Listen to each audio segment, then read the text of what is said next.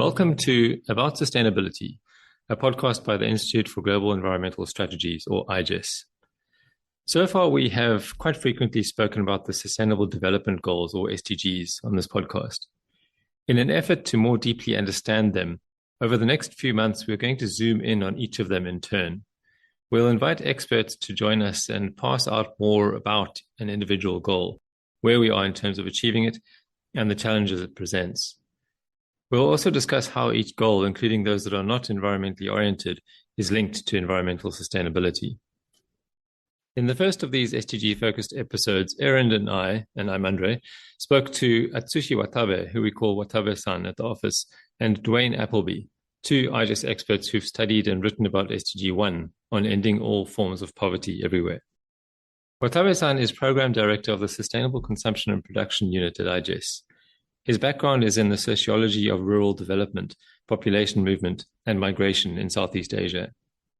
Dwayne is a program manager also in the Sustainable Consumption and Production Unit and has a background in international development, political economy, innovation, and demographics. We covered what is meant by extreme poverty and relative poverty, which aspects of poverty have been left out or not explicitly addressed in SDG1, the effects of poverty alleviation on the environment, to what extent we are making progress toward alleviating poverty and how reliable those figures are, how poverty and inequality or inequity are linked, the possible drivers of poverty, and potential solutions. I hope you enjoy the show.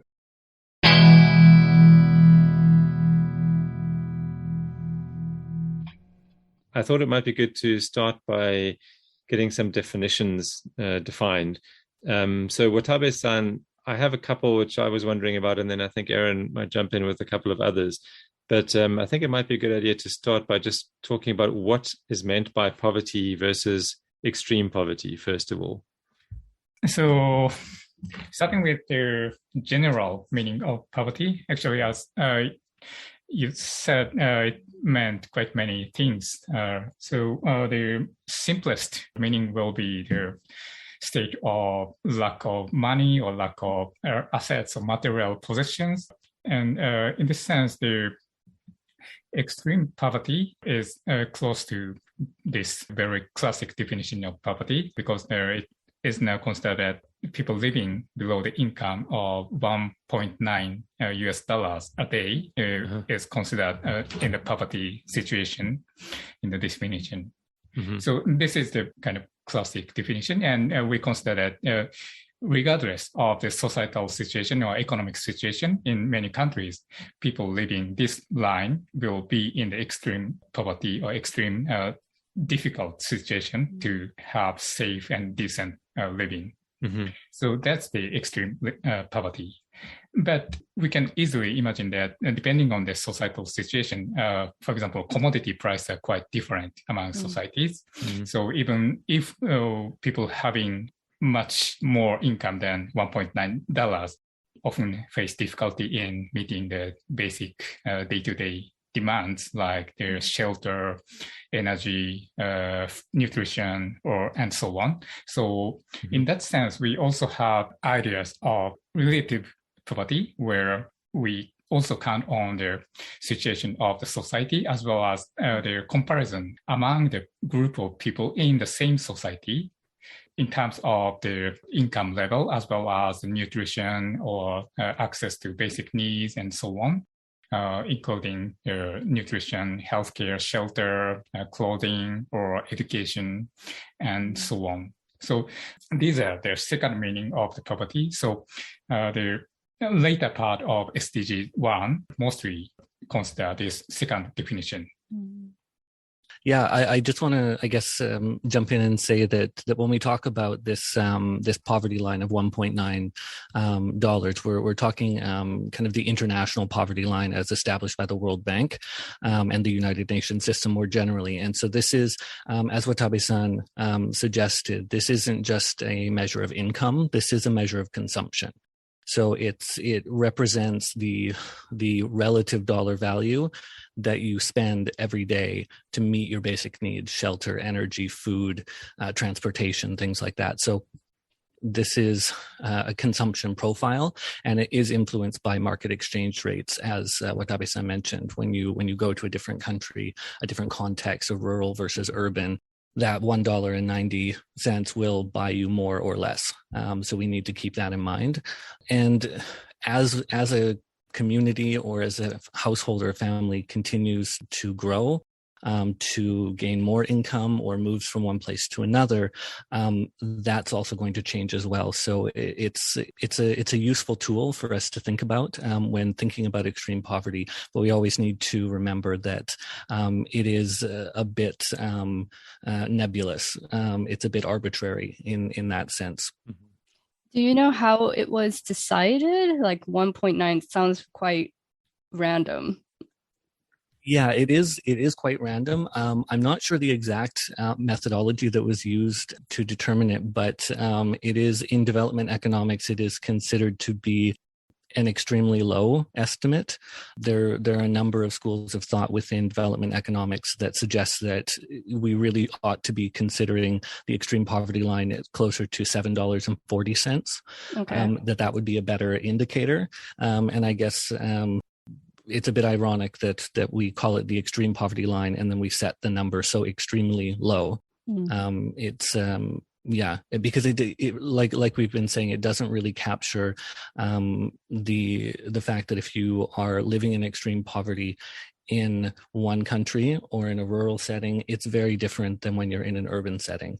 And so the requirements, the market prices for different services and goods is so radically different that it can sometimes not tell you very much to know that somebody is living in extreme poverty because of the relative nature of poverty. Because ironically, the richer the country is where someone is living, the poorer they are at a given rate, right? If you're earning $1.90 a day, that won't get you anything in Germany, for example. If you happen to be, I mean, there are very few poor people in Germany, but for those that are there, they're going to have a harder time than those in South Sudan, for example. So I guess, do you think that 190 was set in order to try to catch the lowest common denominator? Is that kind of why maybe the reason why it's so low? Yeah, I think that's certainly one part of it. I think that it's an easy heuristic. I think it started originally, I think back maybe in the 70s with being pegged at $1 US per year, and then it's kind of evolved since then, and so it's just stayed as kind of the hallmark, and we've kind of adjusted that for purchasing price parity over the years. So when we think about extreme poverty, on the one hand, we know that about 10% of the population of the world is living on $1.90 a day or less. But if we increase that to $30 per day, then we have 75% of the world living on just $30 a day. And so that really shows you that even though $1.90 is very extreme, $30 is also quite extreme. There's a lot of gradation there, and I think that if we break it down further, you can look and say that 60% of people are living on $10 or less a day. So when we talk about poverty, it is relative to the location, and then as well, each country will have its own definitions. So it can be hard to pin it down. So these kind of $1.90 a day indicators are useful heuristics. And so the 190, with all the problems associated with it, that is the extreme poverty line. And then is there a number attached to the poverty line? Is that the $30 that you mentioned, or there's no amount that's Each country has its own poverty line. So in SDG1, there are a number of targets or indicators that make reference to poverty in all its forms. And when you delve into that, what they're really getting at is those domestically determined poverty lines. Okay. So poverty line in India happens to be around $1.90. So that's a good kind of match. However, poverty line in, as you mentioned, Germany or in Canada is, radically different than that. Yeah, and also depending on their Well, as Dwayne already mentioned, the difference of the rural and urban settings are quite important. For example, when we worked in the post-disaster situation in Fukushima, we often heard that what was severe for the affected people were not just the sudden disruption of economic activity, but also the banning of going into the forest and getting some food items from forest. These side activities actually helped a lot, even in the developed countries like Japan, in the rural areas, rural people's livelihoods. So the newer definition of poverty is not just their income level, but also their many meanings to getting access to their nutrition or shelter or other basic essential necessities. So what we can say is that poverty line, particularly the international poverty line of $1.90 are quite important, but and also poverty lines in the countries, each country are important, but we can't just depend totally on these lines to understand poverty. Yeah, so I mean, I guess like coming from a public health background, there's a lot of, I guess, discourse around like the social determinants of health, and socioeconomic status is kind of like the main measure, and there are many ways to measure that. So I was just wondering, like, how does that differ from, I guess, the UN definition of all forms of poverty? I mean, I think you focus a lot on how much people are spending per day, but does it go beyond, I mean, does it go into like the educational aspects of poverty, or I guess income would be another measure of socioeconomic status? So particularly since 1994, the UN Development Program has tried to integrate richer thoughts on poverty and development because they started pushing for the concept of human development. So this human development concept is backed up by particularly the concept of capabilities approach, which considers poverty and human development is not just in terms of money and not just in terms of the state of the material position or access to the resources. Because, for example, even if we have the access to breads, but if we are culturally or religionally prohibited to take breads, that makes no sense for our nutritional condition. So what is important as well as the material position is that whether we can actually have the capacity to turn these assets or resources or money into the actual value, which supports our life, day-to-day life, and also to pursue meaningful life in future of my life or my family's life, my children's life as well.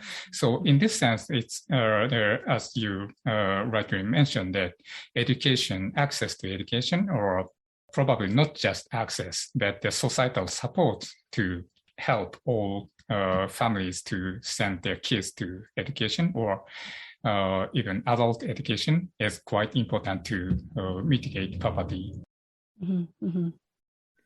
I would, if I can jump in, I would just kind of add that I'm really happy that we're raising this topic, because one, I guess, critique that I have of SDG1 is that it doesn't explicitly talk about this. It is, and I think it's probably, maybe for political reasons, but it more limits itself to those economic aspects. So I think there's some talk about, property rights, unemployment, access to economic resources. But as Watabe-san mentioned, and he's absolutely right, that issues of health and education, all of these things underwrite intergenerational poverty. They underwrite kind of the trajectory of development. And so without those, in my view, you can't have effective, sustainable development. And so, when you look at, health, maternal health, child mortality, all of these issues are so integral to poverty, and they interlink with each other so closely. that I think that it's well worth kind of broadening the discussion to include it. Mm-hmm. Mm-hmm.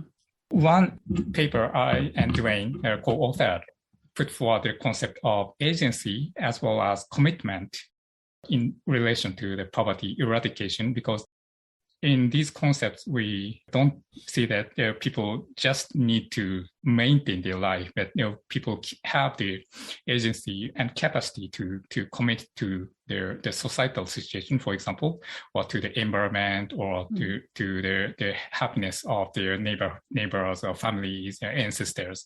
So people in these relative poverty situation, or people who have the lack of access to employment or the societal decision making, are also deprived of the capacities or opportunities to utilize their resources or their knowledge or skills to commit to their societal challenges or improvement or their family situation. So I think this is another quite important aspect of poverty, particularly if we are talking about the relationship between the poverty eradication and environmental sustainability in the later part of this podcast. Yeah, actually, you raise a good point, because André, in the last conversation that we had, kind of argued that SDG1 might possibly be the most important SDG, that one that underpins like every other form of development, sustainable development going forward. And I think, you support that with the work that you've been doing. Just, I guess, maybe to put a pin in it for myself, that I think that this discussion is right on point, that there's a reason why eradicating poverty is the first SDG. It was the first goal under the Millennium Development Goals as well, which also makes a lot of sense, right? Traditional development, we understand, as a shift, from lower income levels to higher income levels, higher quality of life. For the SDGs, maybe you might have expected, the environmental things to be higher up the list, but no, it is still poverty. It is still poverty. It underwrites everything. It's connected to all of the others, without which you don't have the others. You can't get people on board to take action to preserve life below water if they don't see that it's connected to their own lives as well. It's a fact of life. And so really it's the goal that brings it home, I think. That was actually one of the things we wanted to ask you about, but there might not be too much more to say about it than that. What we wanted to ask was sort of, what is your sense of the relationship between poverty reduction and environmental sustainability? And I guess that you've kind of summarized it quite nicely there, the fact that people are just not in a position to care for or even care about the environment, when there's sort of hierarchy of needs is focused on the most basic and the most immediate and the most urgent needs. Well, let me introduce just one case we have supported under the One Planet Network Sustainable Lifestyles Program. We have a project in the remote community of Peruvian highland area, where they have a rich forest, but because of the quite instable income and sources and livelihoods in the local community, people didn't have much time to spend in the forest and utilize their knowledge to protect the forest. So the project members from the capital area brought in smaller toolkits like the solar power generation or the improved cook stoves and so on, so that the people can save time, save money for meeting their basic energy demands for daily life. So people could save quite a lot of time and money for purchasing energy or purchasing food, and then they could start again going to forest. And what is interesting here is, in this process, the project member worked quite well with the illiterate women because they considered that these people have richer knowledge and skills about forest protection and their cultural, traditional, like the food production, for example, without making a lot of environmental impacts. So throughout this project, of course, achieved some sort of CO2 reduction by installing their solar photovoltaic, and also enabled their forest protection and thus their carbon capture. But this is not just their main impact. The project enabled people with different situations, even in one community, to work again, to look into, revisit the situation they are now placed, and reconsidered and reevaluated their capacity, which they can improve the situation, and also probably contribute to the entire society of Peru in the end. My general understanding is that when people are very poor, they are more likely to be living off the land directly. So they're using their immediate environment, and they're using different kinds of inputs from the environment as well. So, for example, they're using wood fuel instead of fossil fuel, or wind or solar or whatever. But then when you move to sort of a wealthier situation, people will maybe be using similar resources or a mix of different resources, but they have much more to spend on those resources. So their impact on the environment increases. But then after they reach a certain point, it goes down again. And that's partly what we mentioned about, having the option to really care about the environment. That's one thing. But I think like more fundamentally is sort of what's available to them and, what their money can buy. Mm-hmm. I think what you just talked about is something called environmental Kuznets curve. Right. Yes. Yeah. And well, if we compare different societies or country level, probably you're right. In almost all countries have followed the same the curve, because in their initial stages of the economic development, almost all of the governments try to invest most of the money to develop their industries, manufacturing, and so on. So it's quite difficult to avoid this. But in terms of the individual or household level, probably this is somehow different. We may have different pathways to avoid this kind of Kuznets curve at the household level by, again, this is also the societal or political decision-making, but if we imagine that if Japan or US didn't decide removing all of the trams from the cities in the course of the urban development, probably we didn't have to purchase as much cars we have in the societies. So and instead we have better access to the public transportation, which is convenient both for the wealthier group of people in the same cities. So if we can have this kind of systems of provision of basic services like nutrition, mobility, energy, and so on in a safer manner and available, accessible prices, then we could avoid this kind of impacts from a sharp increase of impacts from the consumption in accordance with the economic development. Mm-hmm. Mm-hmm. I think as well, I mean, what this makes me think of is, we don't yet know what the longer term environmental impacts will be of so-called technological leapfrogging, right? Like when the classic example being that, most of Africa has managed to avoid putting in, telephone infrastructure because they just went straight to mobile. And we don't yet know what the impact of that will be, if it will shift this kind of environmental Kuznets curve and kind of change the calculus. But I think that it's certainly promising in a number of areas and something we should hope for. Mm-hmm.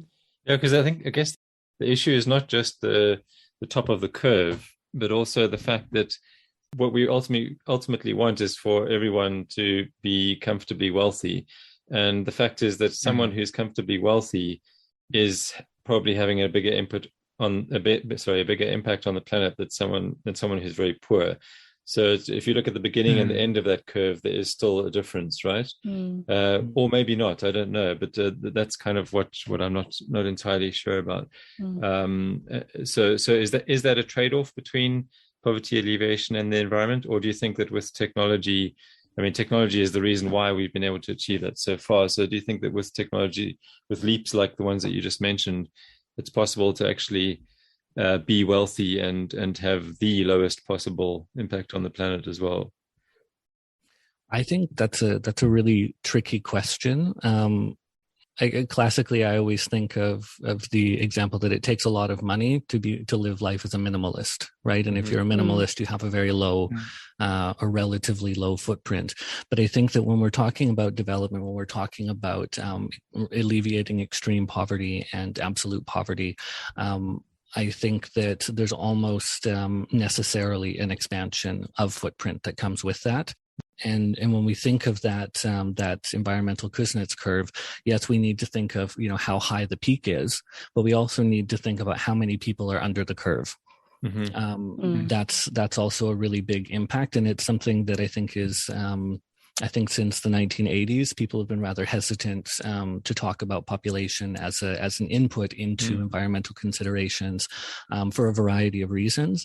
But it is one really effective way of kind of mitigating some of that impact, no matter what level of consumption you're sitting at. So, Dwayne, just to be clear, what you're saying is that when people become wealthier, families become smaller, right? Is that what you're referring to? Yes. Yeah. There is there's kind of a mutual positive reinforcing feedback loop, demographically speaking, that as income rises, the number of health generally goes up. You can invest more money into each child. The child is more likely to survive and flourish and thrive.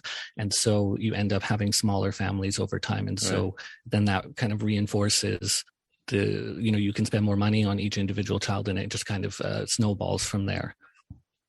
One other consideration here is that, that impact, the difference in impact between a very poor person and a wealthy person is also different depending on what kind of environmental impact you're looking at, right? So whether you look at, for example, between climate change and biodiversity, I think that it's pretty clear that the wealthier someone is, the less impact they're going to have on biodiversity because of efficiencies, basically. And with climate change, it might not be the case. I wonder, though, the wealthy person may have less impact on local biodiversity, but if we think of it in terms of globalization and kind of that long-term reach of our consumption profiles, when I go shopping and I buy some clothes, I'm having an impact on biodiversity in Cambodia, and I don't even realize it. And so it depends on how we account for these things as well. Yeah, I think our discussions keep on coming back to footprint issues, and I think we really do need to have a footprint discussion. I think just very quickly on that one, I think the jury's still out on that. I think it depends on so many different things, or rather not the jury's out, but it depends on so many different things, because I think that, of course, the wealthy person's footprint is far more spread out, but that doesn't necessarily mean that it's bigger, unless you're looking at carbon footprint. In the case of carbon, it's pretty clear. It's a very good point.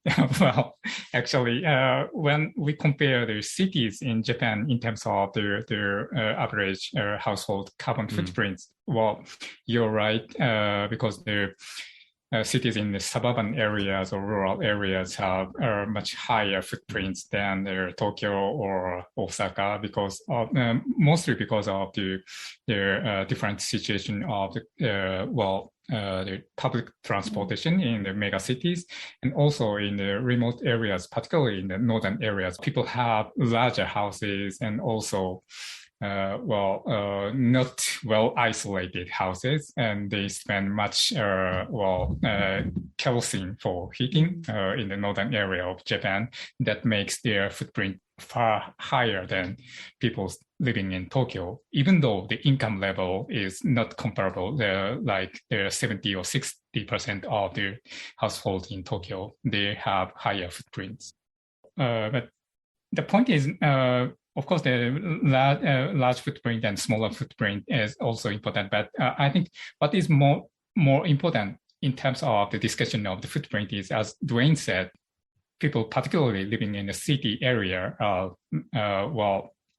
living on the land and water used in the other rest of the world. So we cannot just say that people in Tokyo are living more environment-friendly life than those who have a larger footprint in Hokkaido. So it's actually really difficult to say, like, whether, poverty reduces or increases, I guess, like the overall environmental burden, or I guess like poverty alleviation rather, because if you have per capita, say, footprint increase, but then there are fewer people, then like, what does that equate to? I don't know, right? I don't know the answer to that, but I thought that was really interesting. Yeah, it is kind of those I'm forgetting the term, the unintended consequences.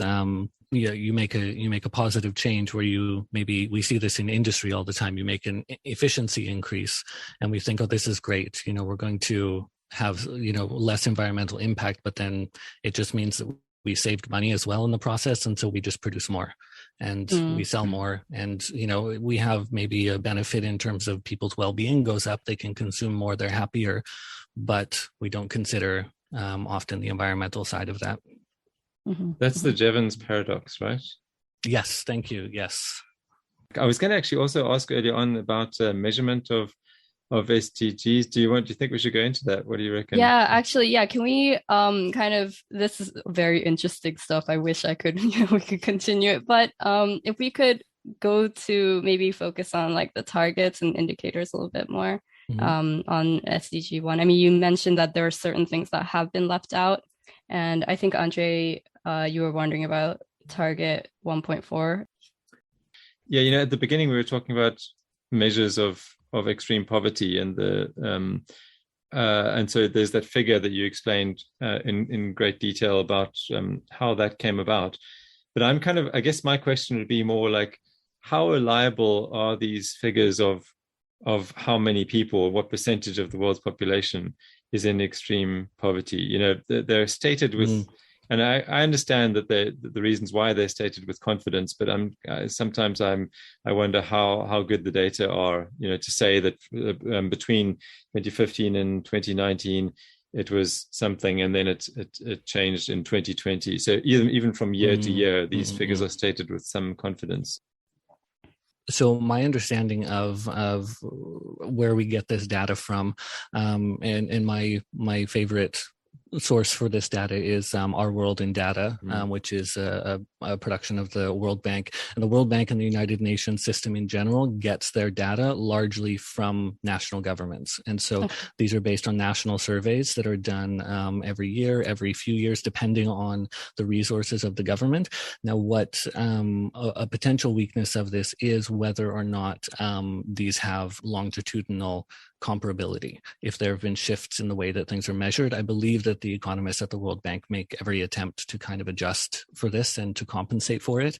But there may be points at which there are gaps or some inconsistencies. But I think that because they're trying to be as consistent as possible and they're relying on national data, I think that's where the confidence comes from in kind of stating those figures. But I think, especially when you look at the longer term, like when they talk about, poverty alleviation over time, and they say that, in 1820, like 94% of people in the world lived in extreme poverty. And then in 2020, it's below 10%. That's a big claim. And I can't prove them wrong, but I also can't prove them right. So, And I guess that at the national level, the countries that are least able to do that kind of survey are the ones where poverty is likely to be most extreme. But I suppose in those cases, those are also the countries where UN agencies are most active, right? So they'll presumably be helping to gather those data. Yeah, I think so. And then as far as those stats are concerned, I have been reading recently, before COVID happened, it was quite well publicized, but I think still maybe most people are not aware of the fact that poverty had been declining since the early 90s or thereabouts at a pretty impressive rate. Yeah, well, If we just look at their statistics at their World Bank or overall in data, yeah, you're right. Their poverty ratio has been in a long trend of reduction, decreasing for perhaps 2-3 decades. But after the COVID pandemic, the number of people under the poverty line, as well as their percentage, started to increase again. But the figure I have is that the people living in the extreme poverty line was 10.1% in 2015, and it decreased to 9.3% in 2017, just in 2 years. So this means the total number dropped from 741 million to 689 million just in 2 years. It's a quite impressive improvement. But this number rose again after 2020. Now it's estimated 738 million in 2021. But that said, this is just estimation, and because of the different capacities of capturing poverty or household economic situation in different governments, probably we shouldn't trust too much on the every year's data, but we can just refer to this general trend of decline and probably increase after the COVID pandemic. And I think I also read that from 2020 to 2021, things are sort of slightly improving. Is that the case, or is it? I think it's too early to say because the figure we have is still the estimation, and also the estimation is based on the national governments or local governments survey. And we can imagine that in some countries, their survey has been disrupted because of the pandemic. So what we can say is that it's too early to say if the situation became better again or not. Yeah. I'm curious whether the SDG1 targets and indicators actually factor in like stability of income or stability of, I guess, jobs. I don't know if this is for SDG1 or SDG8, which I think is on economic growth. But I mean, I'm wondering because, I think maybe it's true that like in crude terms, poverty may have been reducing, but I don't know about like the economic situation, like the gig economy and so forth. Maybe this is, causing people to be technically, they have income right now, but, what about tomorrow? Or what about when the next pandemic strikes? So I was just wondering about, if the SDGs think about those aspects as well. I think, economic security is also really important. There's a term that they use, Erin. They talk about social protection systems. Right, that's it. Yeah. I think that SDG1 does touch on this topic of secure livelihoods. It does not explicitly use those terms. I think again, this might be an artifact of negotiations around language being used. But it does talk about social protection systems and measures for everyone, including kind of those floors, the social safety net, as well as access to economic resources, basic services, things like that. So it is in there, but it's not explicit and it's not well developed. Even when you look into kind of the indicators, it doesn't really get into issues of employment other than kind of like protections for work injury, things like that. I guess this goes back to the whole, what we were saying earlier on about, different things underlying or different SDGs underlying each other. So while poverty underlies other things, it's also the opposite is true as well, right? So things that are covered more explicitly in other SDGs. I should mention as well that I think in SDG 1.4, there is more discussion of things related to agriculture. So like land tenure, ownership of land. And so that does feed into employment. It tends more to feed into subsistence in many cases, but agriculture is also a very strong base for development. And so perhaps that could be considered a form of livelihood support in SDG 1. Mm-hmm. Yeah, actually, we wanted to ask you about Target 1.4 in particular. Let me just read it out for those who don't have it in front of them like I do. So Target 1.4, by 2030, ensure that all men and women, in particular the poor and the vulnerable, have equal rights to economic resources, as well as access to basic services, ownership and control over land and other forms of property, inheritance, natural resources, appropriate new technology, and financial services, including microfinance. So there's quite a lot in there. When I had a look at that in preparation for this, I was kind of wondering whether that particular SDG or that particular focus really belongs under this SDG. Yeah, I think so, because this SDG1 starts with the absolute or extreme poverty, but there eventually touches on the relative poverty or resilience issue for the vulnerable population in the later targets of the SDG1. And I think the mentioning about the access to assets, land, and so on, or basic resources are quite well positioned to bridge between the absolute poverty and the relative poverty, as well as the vulnerability issues in the 1.5 and the additional goals. So based on the recent understanding of poverty, not just in terms of the money or assets, but of the people's capacities to have safer, securer lives and to commit to the society, then, it's quite important to ensure the safer access to the basic resources which enable people to do so. So in this sense, I think it's quite good position and good target. Mm. Yeah, I would agree with that very strongly. I think that this goal really is about, or this target within the goal is really about securing those things that allow people to develop the capabilities to live a life that they have reason to value. That, this is about concepts of, fundamental self-worth, dignity, empowerment, autonomy. All of these things, rely on some set of rights, of legal rights, political rights, and securing access to the means necessary to achieve the life that you want to live. And so I think that it really does belong here because it is so foundational. Right.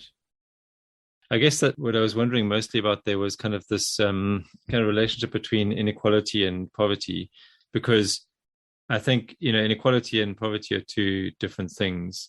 And in theory, and this is a contentious area, but in theory, everyone can be rich and there can still be huge inequality, right? Mm-hmm. And also everybody can be extremely poor and there can be no inequality at all. So they're very different concepts and they're kind of difficult. It's difficult to kind of put them together. I guess we all know what the idea is behind them, but sometimes they can cause a little bit of confusion. But I was kind of wondering, comparing inequality and poverty, do you know whether the reduction in poverty that's happened since the 1990s, has that come along with a reduction in inequality, or has inequality increased? Okay, so you're shaking your head. So that means that basically everyone is getting richer or less poor, right? Yeah, if I can just start, but yeah, in general, I think the analogy that I would like to use is that the floor has been rising for everybody. As we've seen with the reduction in absolute poverty, so the floor is coming up, but at the same time, the roof has blown off the house, and so you have people getting extremely wealthy.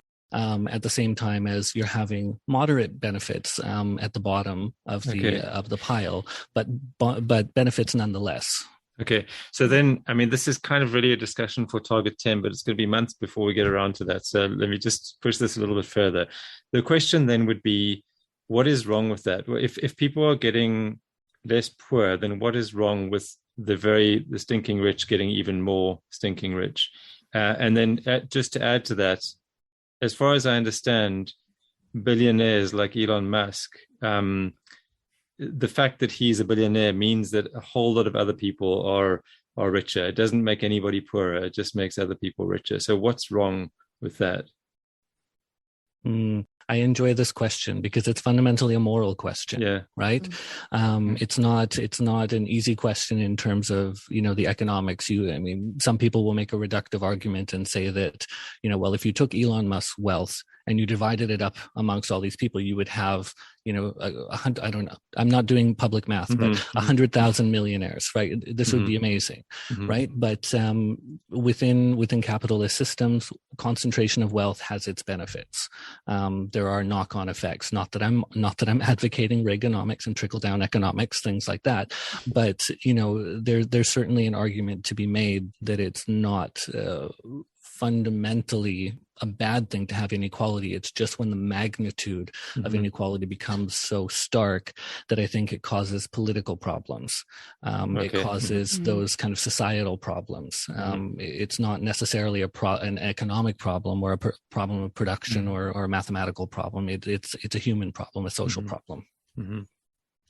I think this is kind of, well, in my view, this kind of questioning about the comparison of the people in the lowest the income group and the highest group might blur the very question of what is poverty and what kind of inequality is actually problematic for the society. For example, like, it's not a new question.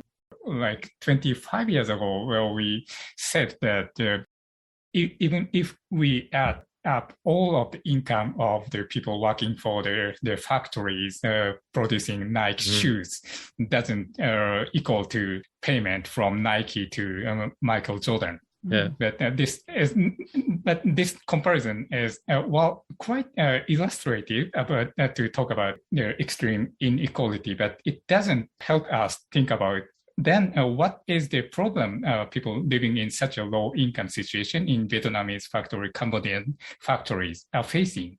So I think we should kind of refrain ourselves from just pointing out Elon Musk or Jeff Bezos or others about their higher income. But still, I wish we could nudge these richer people to use their money or use their power to help the situation in the rest of the world.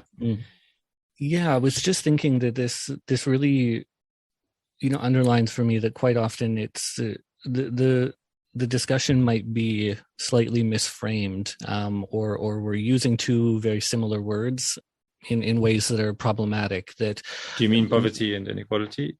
No, I mean I guess I'm thinking of like inequality and inequity, I guess, in some sense, right? When we use these words interchangeably quite often, and I think they're fundamentally different. And for me, what it comes down to when I'm thinking of poverty reduction development is ensuring equality of opportunity, so that everybody is able, they have that capability, they have the capacity to make some choices and to better themselves.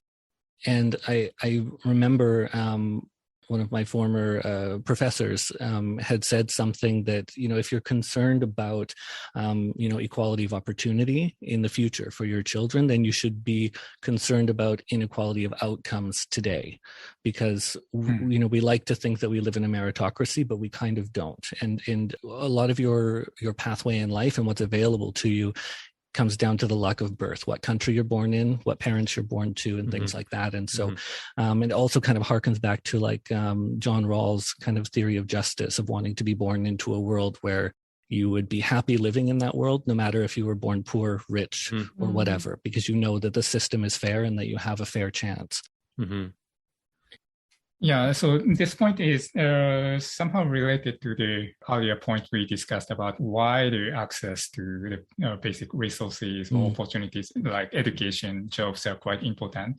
Because this is Dwayne said opportunity, but I would also say that inequality in terms of aspirations of people about pursuing their better life or better life for their families. So recent studies by both academic researchers as well as some government offices revealed that in Japan, families, the single-parent families, for example, have a much lower, not just actual tendency, but also to the hope to get their kids to universities or higher education.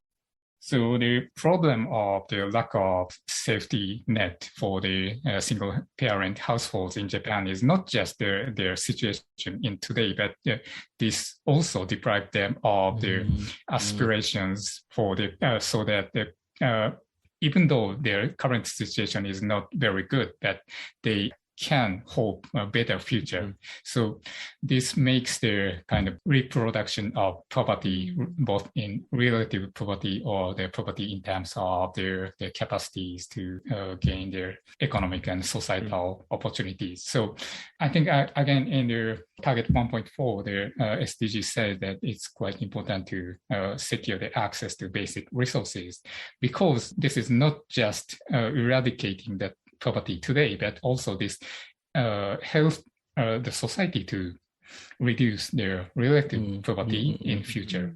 Really good. That's a really, really good point. And I think it underlines that, that fundamental principle of the SDGs as a whole, leaving no one behind. That example of single parent families, I completely agree with you as well, but isn't that more of a developed world issue than a developing world issue? So, and I'm thinking at the country level, right? Because I think in developing countries, having single parent families is nowhere near the top of the list of drivers of poverty. There are much more fundamental drivers of poverty. So I agree with you completely. Under those scenarios, like in places like the US, this is a huge issue as well, right? But in the least developed countries, there are much more fundamental drivers of poverty.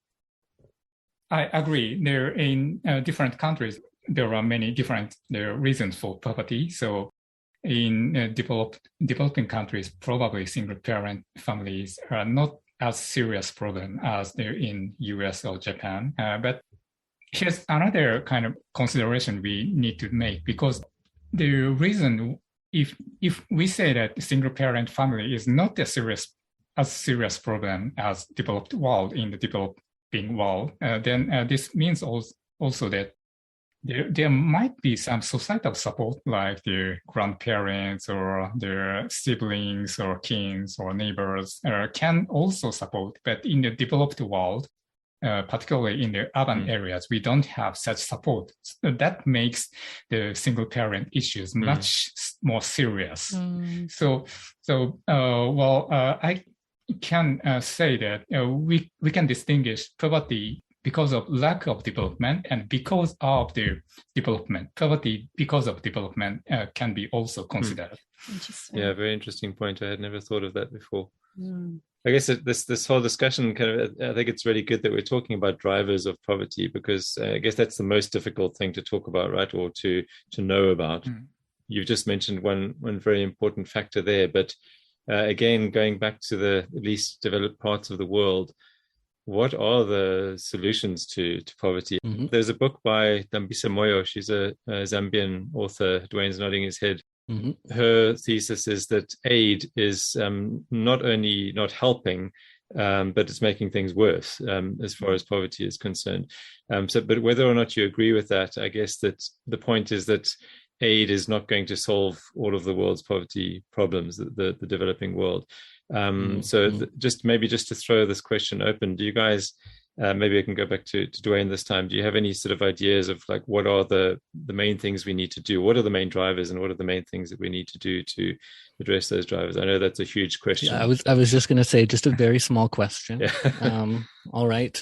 So Dambisa Moyo is a very interesting author. I think that kind of in my own academic training, we often looked at development in kind of two camps. There was the Jeffrey Sachs government top-down, throw money at the problem. I'm being glib, but throw money at the problem. And then kind of the William Easterly group that was like, okay, throw some money at the problem, but don't tell people what to do. The people on the ground, the people in the community know best. And Dambisa Moyo fits somewhere in the middle. And I think that she has a lot of relevant things to say. I think that, we do look and see that aid can become a poverty trap in and of itself, a reinforcing system, especially where you have situations where there's government capture of aid flows. It can kind of become almost institutionalized. And you mean, sorry to just to be very stark, are you talking about corruption, basically? Yes. It's a more diplomatic way of saying corruption. Yes. It's a more diplomatic way of saying corruption. Yeah. So, aid money ending up in bureaucrats' pockets or politicians' pockets. This can happen in some places, especially when there's long-term aid flows. That can really kind of build up. And I mean, in terms of looking at the drivers of poverty, I think quite often you can see that it is some of these things that Target 1.4 is talking about, kind of these fundamental rights around economic activities, property ownership, inheritance, kind of intergenerational wealth, the ability to accumulate over time.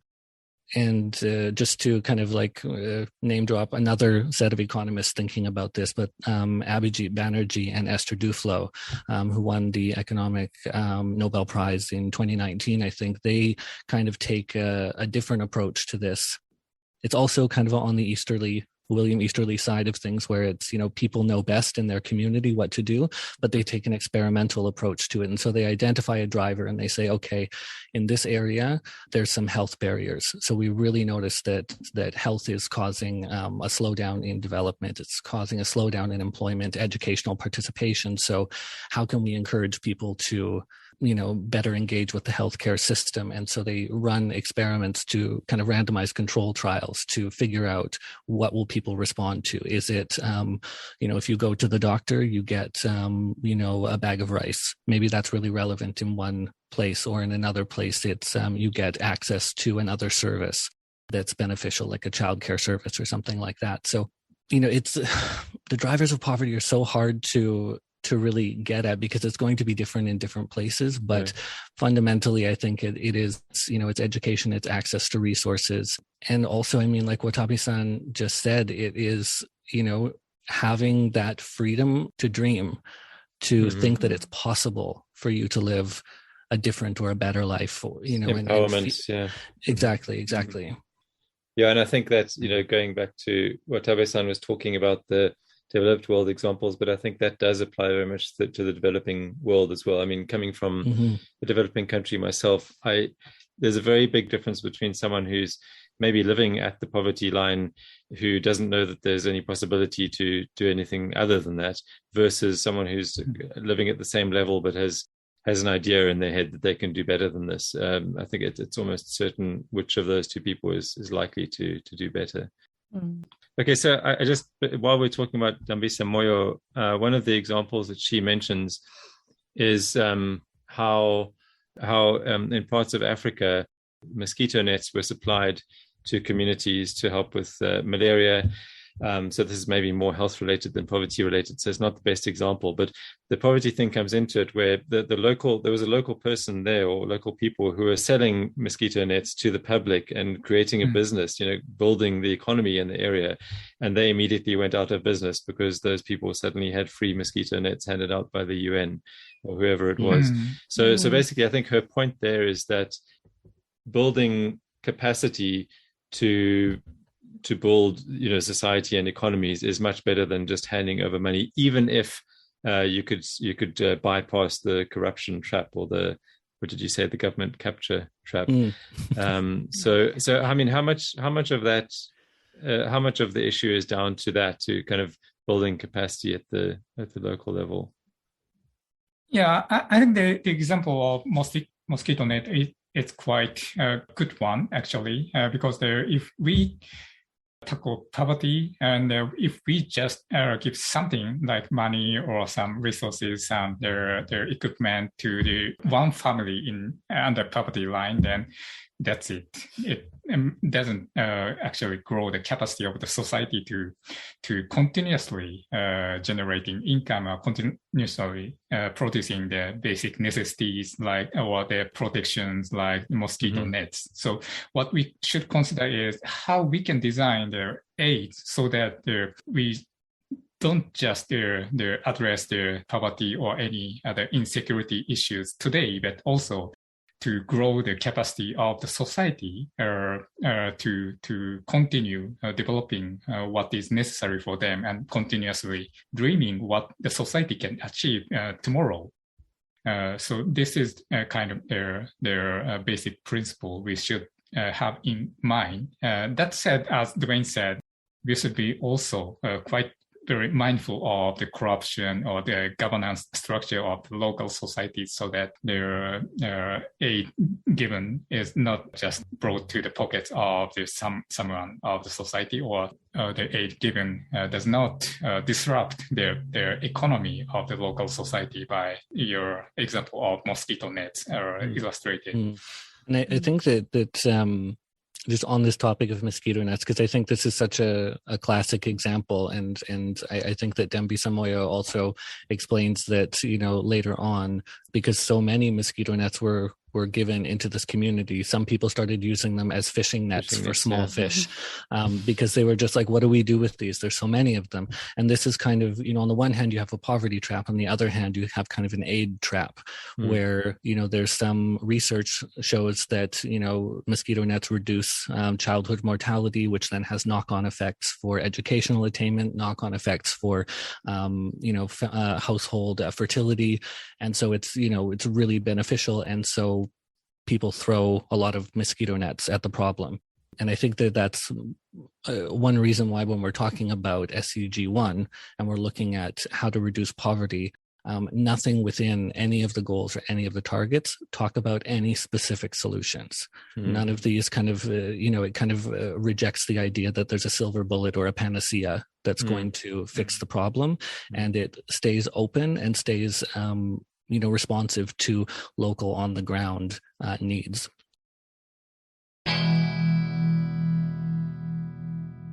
Thank you for listening to About Sustainability. Please subscribe at podcast.iges.jp or search for About Sustainability wherever you normally get your podcasts. If you've got feedback, you can review us on your podcast directory of choice or reach out on Twitter at IGES_EN. About Sustainability is produced by the Institute for Global Environmental Strategies. Any views expressed during the podcast are those of the speaker at the time of recording and do not necessarily reflect the views of IGES. Thank you for choosing to spend your time with us. We don't take that lightly, and we hope you'll join us next time.